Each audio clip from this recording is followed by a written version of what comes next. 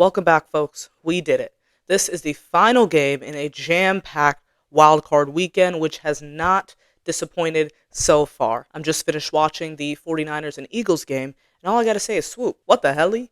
Last year, I picked both Rampage and Casey Wolf to beat Swoop, formidable opponents, and this year, when I finally pick Swoop to win, you're gonna lose to the likes of Sourdough Sam? Anyway, so let's move on. The great part about being in this sports kind of commentator researcher role is that I can be wrong as much as I want and no one's going to fire me. And so now we're in for our last matchup of wildcard weekend, which will be featuring the Houston Texans and the Pittsburgh Steelers. And don't mind, some of the Steelers paraphernalia that you see around. I was just lounging around earlier with that and I didn't get a chance to put it away. So don't worry, that's not going to impact any of my commentating today. So as we always have done, we will start with the away team, and that will be Houston Texans and their mascot, which is well known to us, Toro. Now going into our initial thoughts are right off the bats. As per usual, we'll cover our 3 C's. Now starting with cuteness, I had ranked Toro at a 9.5 out of 10. I mean, look at him. He is just such a cutie pie. And I had taken off the 0.5, if you remember, for a category that I'll talk about in the uniqueness where it just lowers a tiny bit for me. But overall, I mean, this is one of the, if not the cutest mascot that we have. Going over next into the clarity, I had to give Toro a 10 out of 10 here. I mean, you look at Toro and you get bull, right? It's very, very clear. There's no room for interpretation. This one is clear and obvious. And as we have been doing for each of our videos, I had to pull my soon-to-be 6-year-old niece, Iris, who's our guest analyst throughout this series, and to see her thoughts, to see, looking at Toro, did she understand what he was? And so with Iris, I'm going to give her a 7 out of 10 in terms of her score. When I showed her the picture of Toro, she said that he looks like a rhino covered in blueberries. Now, to be fair, his fur isn't quite black. It is a little bit dark bluish. And rhinos do have horns. She just misplaced where the horns would be, but they're both kind of more, I guess, exotic animals, not one that you see every day if you're not, in Texas in the rodeo, for instance, or out running with the bulls in Spain. It's not one that you see every day. And so I think that she was really on the right track. She was close. I mean, she's 6, right? Give her the benefit of the doubt. And so I'm going to say about a 7 out of 10 for her there. And the last one that we'll go through is, of course, the creativity. And for this, I gave Toro a 8.5 out of 10. When we look at the name, Toro actually means bull in Spanish. And as we know, Texas is full of Spanish speakers. And so it really pulls in the culture of their state, of their community. And I really just love that. I couldn't give him higher, though, because like for Swoop, there are some folks who do have some other mascots, I should say, that do use this name. Not as much as Swoop. Swoop is out of control with how many mascots are using that name. But there are some other ones that do. So in that regard, I couldn't give him a higher on the creativity. But as we see, starting out very, very strong for Toro, and it'll only continue to get strong from there. This is one of our strongest mascots by far in our matchup, if you remember from last year. And so that is only going to continue. So now moving into our history. He came on in 2001, and there was no other mascot before him, so he is an original. And although somebody didn't come directly before him, like Sir Purr, like I said for Sir Purr, all of us come from somewhere, and similar to him, during one of the games, Toro brought out his family. So we got a chance to be introduced to his mother, his father, his sister, and as well some other family members, cousins, and such, but these are the immediate family. Now, going on their fans' social media pages, I think like Toro, the family do have great names. Well, let's look and see what the players, if they know Toro's family, the players from the Houston Texans. Do you think you can name Toro and his family members? Tornisha. Who's Tornisha? Torana. Toronto. Oh, Toro. Toronto. His name starts with a T. Tomo. Tex. Bro, what? If his dad's name is Tex, mom's name is Max. If his name is Toro, his name is Burrow. So if dad name is Tex. Her name is Arrow. Tex. Text now. Tex. Me. Mom's name starts with A. Alex. Is that Tex? Yes. Mom's got to be Ann. Oh my God. Toro and Tori. Wasn't that adorable? And so they were walked out, introduced during a game. You'll see they have an announcer that was announcing the whole family as they came out, and this was for a special event that we will talk about later. So they introduced the whole family and introduced some other mascot friends from Texas that came out to support Toro in this event. So for instance, we even have Hookem from University of Texas, and we have players from other various teams as well. So this was a fun little addition. And again, I always love being able to see where these mascots come from and the people that have been there for them their whole lives and supported them and helped them to get to where they are today. Now, going into the uniqueness, we have mentioned this a couple times so far, but he is one of the three, our final of the three mascots to be an author. If you'll remember, Rampage and Jackson DeVille were as well, authoring a book called Made to Be a Mascot. Similar to those other two, he in no way wrote this or illustrated it, but again is credited as an author, which we know how I feel about that if I had my way. This just doesn't make sense to me, but is credited as an author. And then something in the uniqueness is the aspect of changing his fur. I talked about last year how he uses his unfair advantage in the fact that he's an animal. So if he does change his fur, there could be no like unintentional blackface or anything offensive coming from that. And so there's certain games where they wear their all red uniform, so he'll change his fur to red, and this is where he docks the half point for the cuteness for me. I just don't like the red as much. So he'll change his fur to red, and then they also have a game where they do this like bright neon blue, which is connected as well to their city in Houston, and so he'll also change his fur to blue. So I love that. That's very unique. We're not seeing any other mascots changing their fur. So that is definitely something in the uniqueness category for Toro. And the last thing that I'll include in the uniqueness is the stunts. Like we know we've seen Jackson DeVille who started this, and we've seen Sir Purr, but like I was saying in the other video, not all the mascots do this. And I think, if I'm not mistaken, that Toro even jumped out of a plane once. So if we're thinking about stunts, this is as intense as it gets, but he does these regular high-flying stunts throughout the stadium, I think even multiple times a game. So with that, he's putting himself on the line, which ties directly into our next category of accolades. So in terms of accolades, he is an 11-time Pro Bowler, 11 times. In 2021, he won Mascot of the Year. And remember, this is one that is voted on by the other mascots. And so this year they decided, you know what?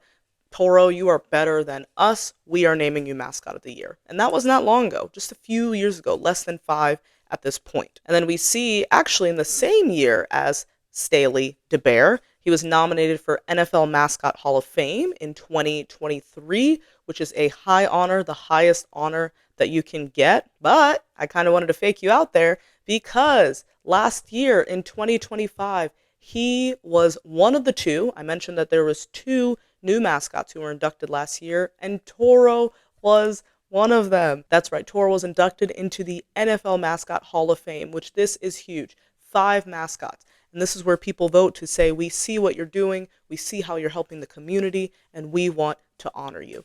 And actually at his event, when he was crowned and honored, he was honored in the stadium amongst the fans. That's where his parents as well came out and his other friends to support Toro in this accomplishment.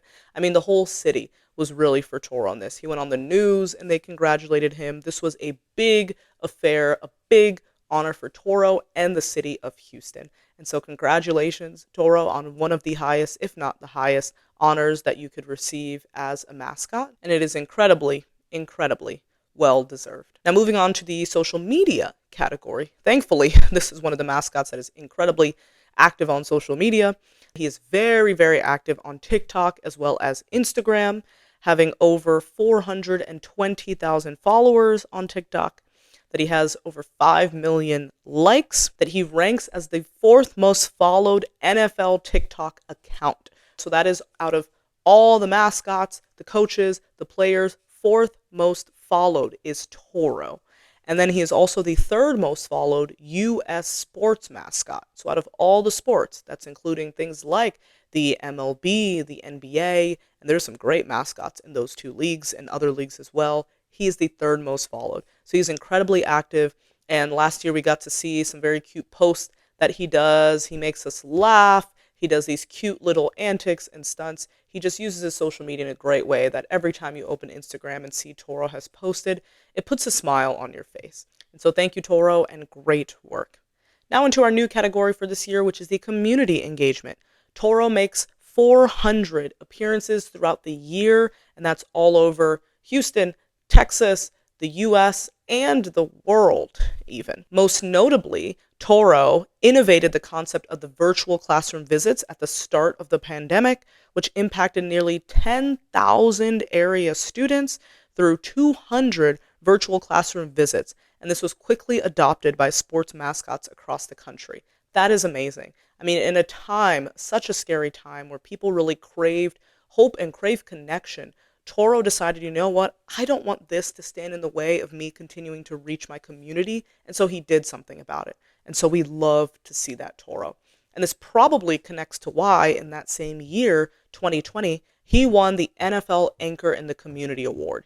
If you remember, we talked about this with Rampage as well, in terms of this being the equivalent of the Walter Payton Man of the Year award that the players will get.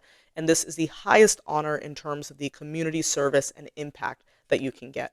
And so Toro is a huge supporter of and lover of his community in Houston, and we see that frequently with him. So that is Toro. Like we said, one of our favorite mascots from last year, and going to be definitely stiff competition for this next mascot. So now we'll be moving to the home team in the Pittsburgh Steelers. Now, as you all know, I just want to reiterate, although I am a Steelers fan, I'm a professional first. And so I will still be reporting professionally. There will not be any bias or favoritism entering in my reporting. So looking at the Steelers mascot, their mascot is named Steely McBeam. That is right, Steely McBeam. Now going into our initial thoughts are right off the bats. So going into the cuteness, as I've done for the other human mascots, I am just not going to rank Steely on cuteness because it just feels a little bit too strange to me. Out of other mascots, he might be, one of the hotter ones. But again, it feels awkward for me to say that. And so I am just going to leave this one kind of undecided or just unanswered, this category. Now moving into our clarity, I would have to give Steely an 8.5 out of 10. That's because he's supposed to be a steel worker. I think you get the blue collar feel from how he's dressed. He's got the hard hat. And what's great too is he does always carry around the steel beams as a prop. We have other mascots that have props. So for instance, Sourdough Sam, I think he actually has a mining axe. But there's plenty of times where you don't see him walking around with it in the game. And so it leaves you to wonder, what is this cowboy lumberjack doing here? Not Steely. And so that also helps you figure out, okay, something with construction, maybe something with steel making. And I think that helps you to bridge that connection. So in that sense, I'm going to give him an 8.5 out of 10. And now in terms of the clarity, Iris's version, she has more frequently watched some of Steelers games because my family are big fans. And so when I asked her what this is, she just said, oh, it's something related to the Steelers, looking at the logo, which I think that's pretty impressive, right? To know a team's logo so well that you could say it's something related to the Steelers. I think that's pretty impressive. I guess part of the clarity is if you could look at it and kind of guess what team this belongs to in addition to guessing what it is. So in that sense, I'd give her around a 4, at least for that, because she didn't truly give a full answer. And now in terms of the creativity, I am going to have to give Steely McBeam a 10. So first of all, I love that it was chosen by the fans, so similar to Rampage. This was chosen, the name Steely McBeam, out of 70,000 fan submissions. A woman named Diane Rolls submitted the winning entry, which we love. We love whenever a woman is involved in sports, so congratulations, Diane, for winning. And the name was very intentional. So of course, Steely. Pittsburgh is known as Steel City, and its rich history of steel making is put in there. The mech, so that little part of it is in honor of the Rooney family, the ones who are the founders of the Steelers team, and so they are Irish, they're Irish heritage.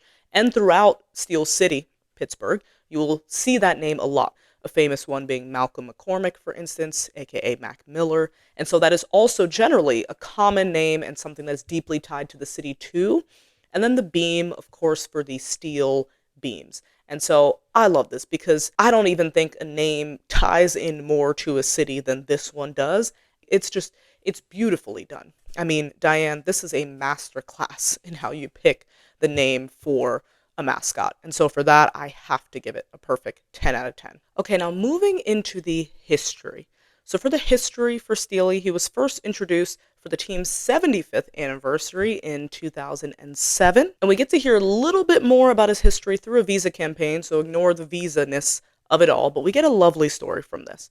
So before Steely was a football mascot, he was just a boy from a family of steelworkers with the dream of breaking free from the mold. Now his father didn't approve of his dream, telling him to get back to work and reminding him that they're just steelworkers when he sees his son secretly concepting this mascot outfit in his room. Despite his father's disapproval, though, young Steely took a chance and made a purchase that changed his life. A Steelers helmet, a black and yellow flannel, a pair of black pants, and a scarf. It's this outfit that a grown-up Steely is shown wearing on the field after successfully auditioning for his dream role. So I love this story. I mean, this just inspires us that those small steps really can help us in reaching our goals and being willing to take a chance. No matter if other people don't believe in us, other people are saying that we can't do it, trusting your gut and going with your heart. And so thank you for that encouraging story, Steely, and we are so happy that you get to live out your dreams on the field every fall. And now going into the uniqueness thing that I wanted to mention, so as you all are well aware, and what I mentioned in one of my videos, is that the Steelers, in addition to their mascot, also have, it feels degrading to call it a prop, but the terrible towel. It's an item of inspiration to get the Steelers fans really motivated, get them energized, and it's a way to easily recognize the Steelers fans amongst the rivals when you're traveling and in the stadium, and just a beautiful, beautiful encouraging display to fans. Now with the terrible towel, people might know about the yellow ones, but there are a lot of different ones that people can get. So for instance, you can get a black version of the terrible towel. For certain things like during Breast Cancer Awareness Month in October, you can even get a pink version, which the Steelers gave to all the fans. They put this in all the seats during October, so we love that. And then instead of just, I mean, there's other colors as well. You can get them in camo, a whole bunch of different colors.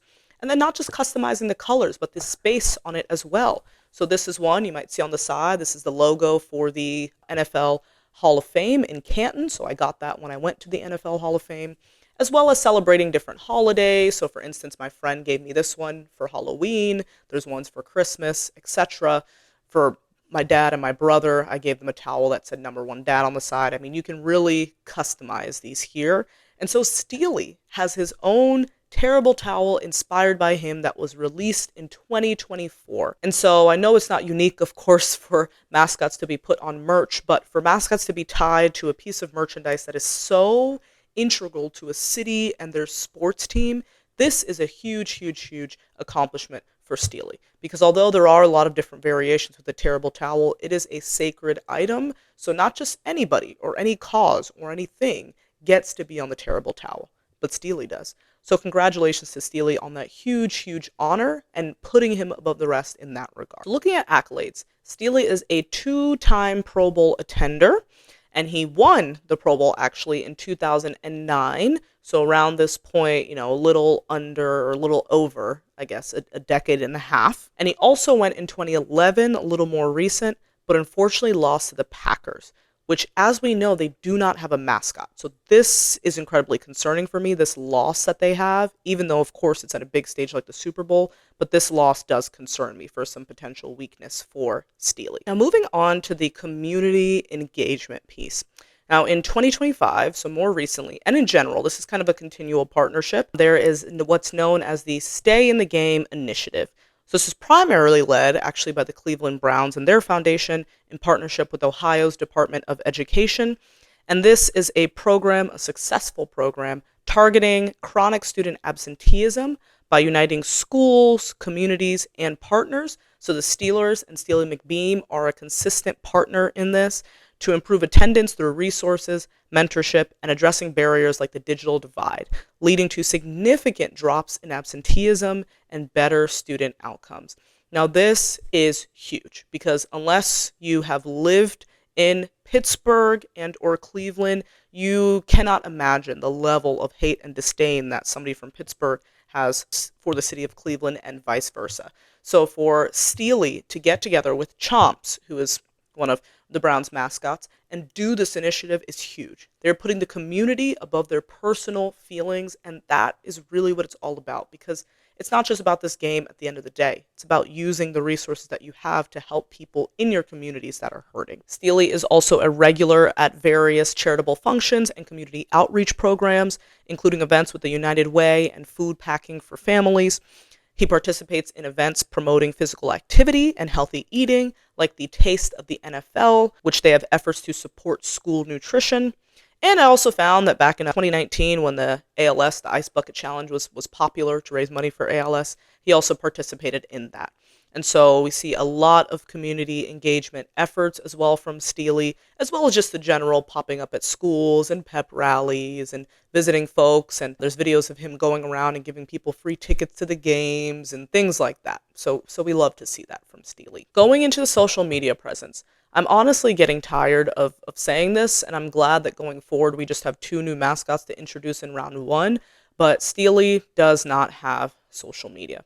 So I want to quote something the great Mike Tomlin, the coach of the Pittsburgh Steelers, has said, and that is, "I want volunteers, not hostages. By this stage, if I have to keep asking and begging these mascots to be great, is it even worth it? I mean, I can't tell you how to do your job. I can't give you all the ingredients to the hot dog. You might not like it." And so this is just another disappointment that we have amongst our mascots, and I hope that calling out this behavior can help our mascots in future to rise to the occasion. So looking at the USA Today post, what we see for Toro is that I believe he's up at 8, and that's not a shock that he's so high, a wonderful mascot, these high flying stunts. And this was prior to him being inducted in the Hall of Fame, so I imagine if this was redone today, he would be even higher. I mean, Toro is just a cut above the rest. Wonderful, wonderful mascot. But we see, moving to Steely McBeam, that he is all the way up at number 3. Top 3 mascots. And they even incorporated the idea of the name and how it just brings in the city. And this is a mascot that is incredibly well decorated. I'll talk about this in a second in terms of my concerns, but is a frequent attender of postseason games and big in his community. And so this isn't shocking to see him up so high. So in terms of my final thoughts on who I think are going to win. Now this will be Steely's 13th playoff since becoming a mascot in 2007. That's incredibly impressive, people. 13 playoffs in the last 18 years. Let that sink in. Very few of your teams out there have done that. But my concern here is that 7 of these 13, so more than half, he has lost in the first round, the wild card round, which is what we are playing this weekend. Losing in the first round most recently in 2020, 2021, 2023, and 2024. This is a huge, huge concern. And other Steelers fans out there, I mean, you all feel my pain. You all can understand, or if you have a Steelers fan in your life, can understand the pain that it is of, one, either barely making it to the playoff or barely missing out, and then when you do make it, fighting for your dear life just to exit in round 1. And so Mike Tomlin himself once said, you don't want to be a team that's just good enough to make the playoffs. You want to be a team that's good enough to win the Super Bowl. But another thing he said is that the standard is the standard. And unfortunately, Steely and the Steelers have created a standard of not winning in the first round. Now, this game will be in downtown Pittsburgh, so while I do expect this to be a tough and very entertaining match, I mean, truly, don't blink. If you're a blinker, cut your eyelids off. But in this game of football, in the postseason, there's a fine line between drinking wine and crushing grapes. And so far in these playoffs, out of the 4 games that I've at least seen to this point, because currently the Chargers and Pats game is on behind me, so out of the 4 games, the road team has won 3 of the 4. And what we know is the Texans currently, they are the road team. They're trying to go into Pittsburgh and upset them. And unfortunately, I think they will.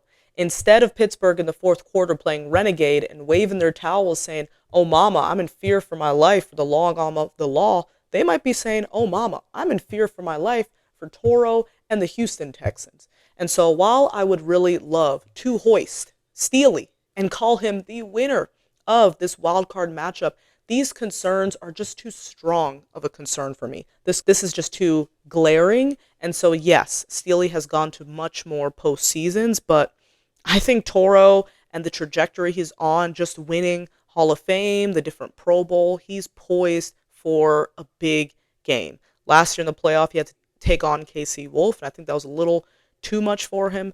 But unfortunately, I think he could overcome Steele McBean.